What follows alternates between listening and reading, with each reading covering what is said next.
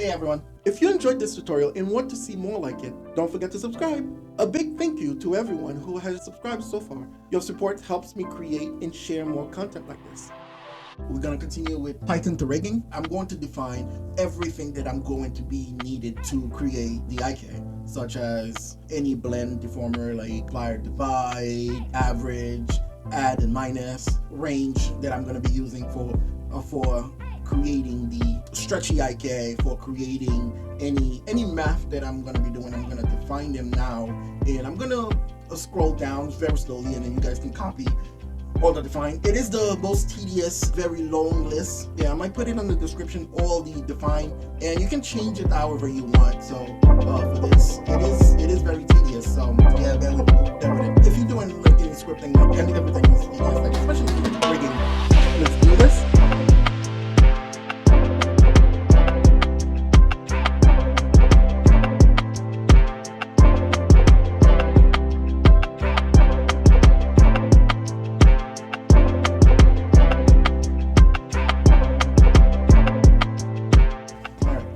So we parent the IK. So what we did here, we take this and we parent it to the world. So we pretty much unparent that.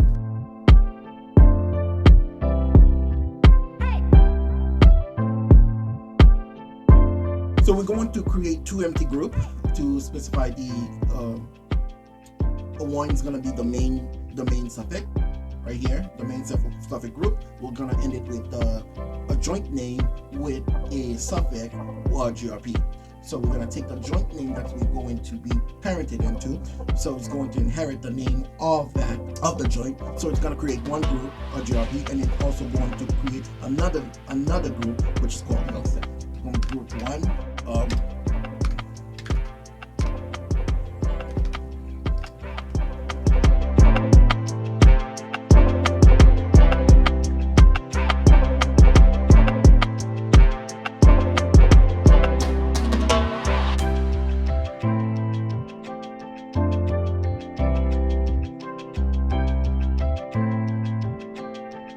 Load the control, and we're going to check if control name is valid. If it does not, give me an error and we'll figure it out. So we're defining the name that each control comes with. When an object comes into Maya, I cannot define it, such as it doesn't have any particular check mark that Maya is looking for, such as a shape node or anything. These objects, no matter what you do, it will sometimes comes with an unknown reference node because it doesn't have a shape node. Or like, let's just say one person was using V-Ray or the day of mental rays, and you try to open an old file that has a mental ray reference, and you try to open it, and you will notice that there will be an unknown reference node because Maya doesn't know what that is anymore. So I select the object, which is the unknown name, which we call it. I gave it a scale of 4 by 4 by 4, so X, Y, and Z, and also to the old name, which is right here. Before I even rename it, which I'm going to be renamed with the new object name, then I freeze all these transformations, making sure that translate, rotation, and scale is out of normal.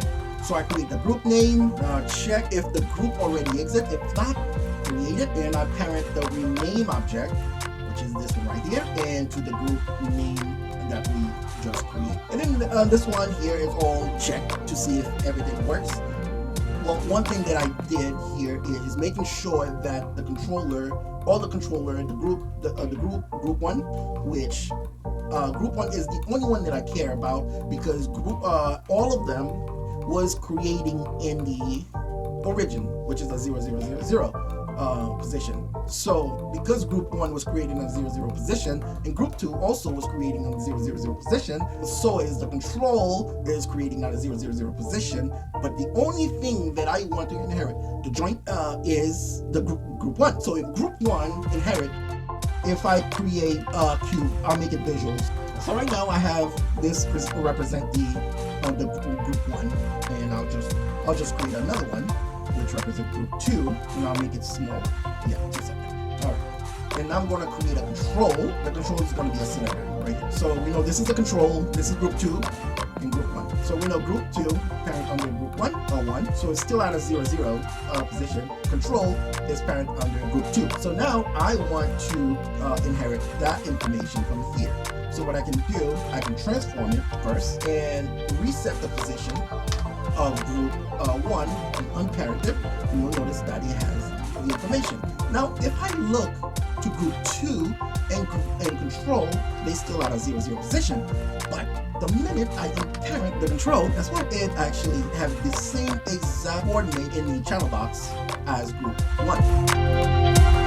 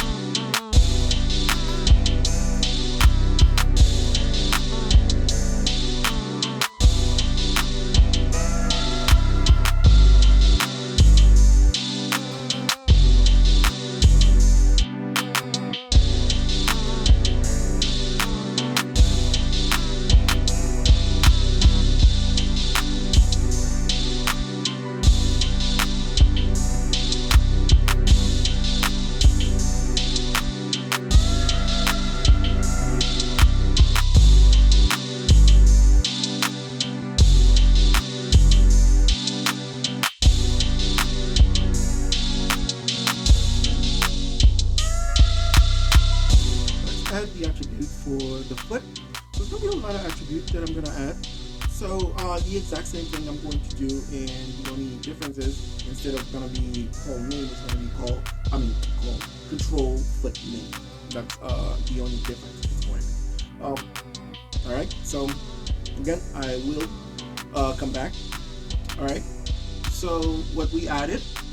So to make it easier, I just add a comment on top of all of them, so it makes it easier for you to know which one we doing. So right here we get to the knee control. We have a control for the follow, for the lock. If we want to lock it in our knee to our, if we want to lock the control to our knee, we could do that. So with that, we also, and this is going to be for the foot control now. We added a roll start, roll in, side to side, swerve, stretchy, left 1, left 2, muscle 2.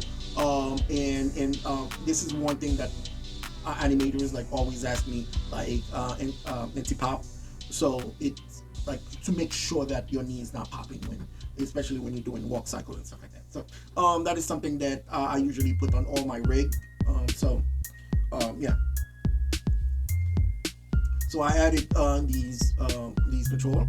All right. So with all our attribute is done, now we can move on to creating some group for all our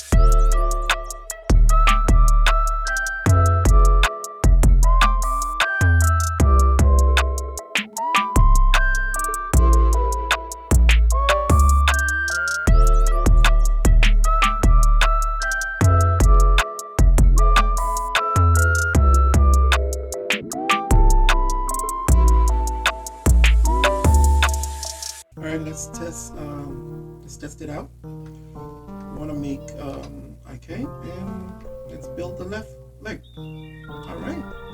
So we have successfully built our left leg. We still need to place this under the IK scale right here.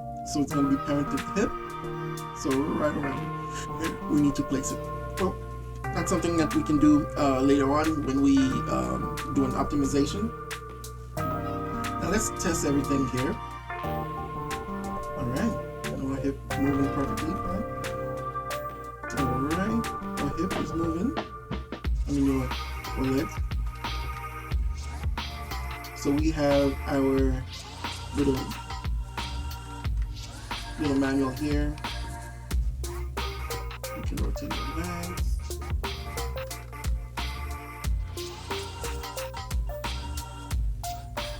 That's something that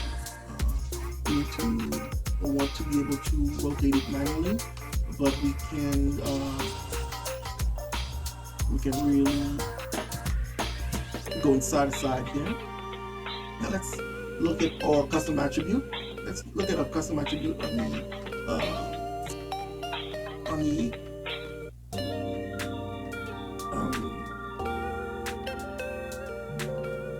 the knee follow. Nice, very smooth, so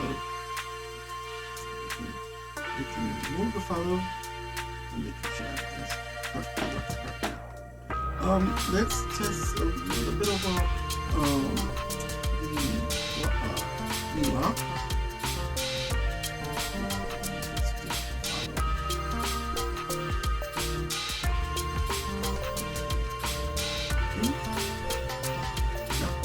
Let's go ahead and flip roll.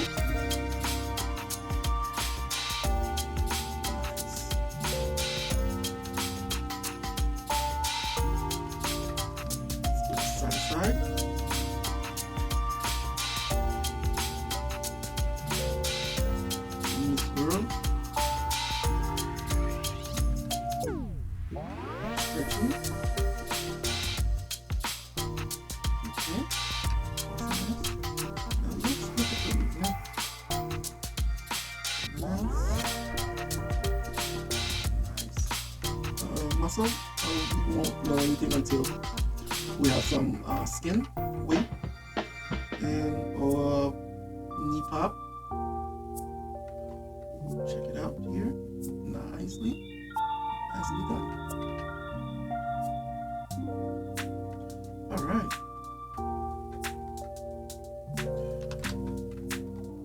So we are successfully creating our leg icon. And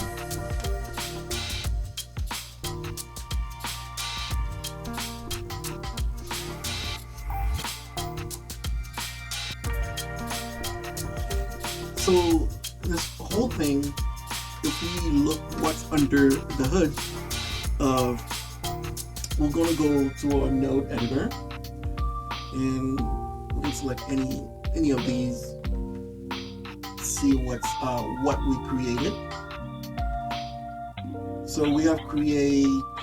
Let's go ahead and show all the things that we have created. We have created the measure tool. We have to create the set range. AntiPop,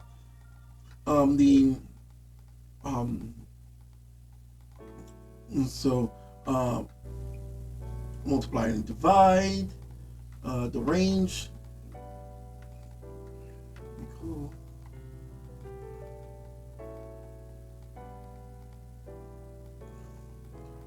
So if we look,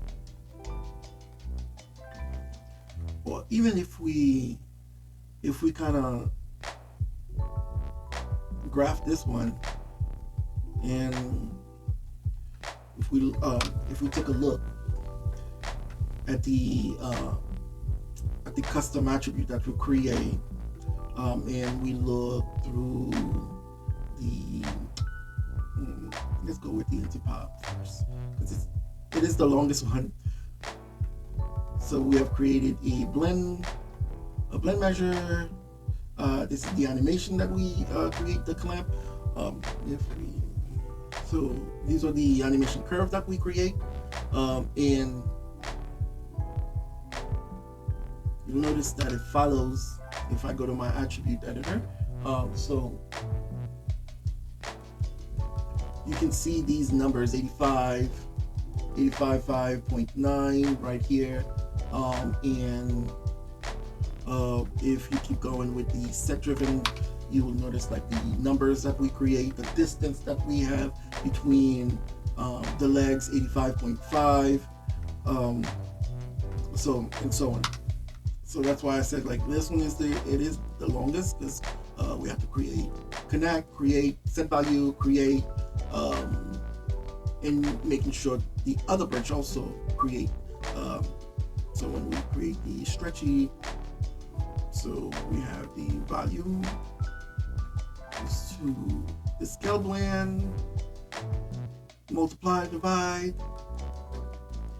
and here's once we do the optimization, like it's gonna be filled with more things like connected after. So yeah, thank you for watching. Don't forget to like, comment, and subscribe if this video helps you.